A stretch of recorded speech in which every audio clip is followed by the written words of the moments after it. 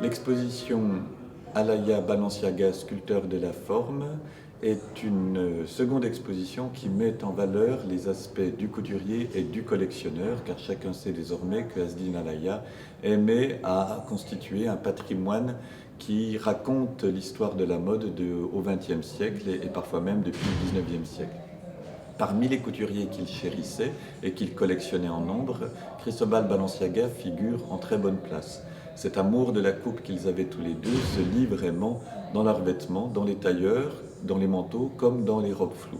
Aussi, l'exposition est-elle un parcours, un dialogue qui raconte comment Alaya ou Balenciaga peuvent être l'ombre portée de l'autre. On ne sait jamais d'ailleurs qui est le premier, même si dans le temps, chacun sait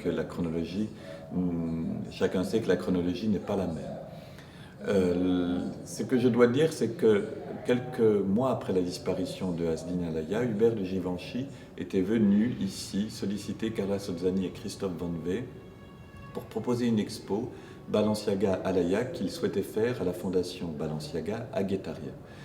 Malheureusement, M. Givenchy est disparu, mais nous devions de faire l'exposition pour rappeler sa mémoire, et puis pour rappeler aussi combien ces deux couturiers qui ont forcé le destin de la mode au XXe siècle, en connaissant et en maîtrisant tous les aspects de la coupe et du montage d'un vêtement, avaient un langage commun. C'est ce que raconte l'exposition en plus de 50 robes qui sont du jour, du soir, et qui mettent en évidence en effet des chapitres communs d'expression.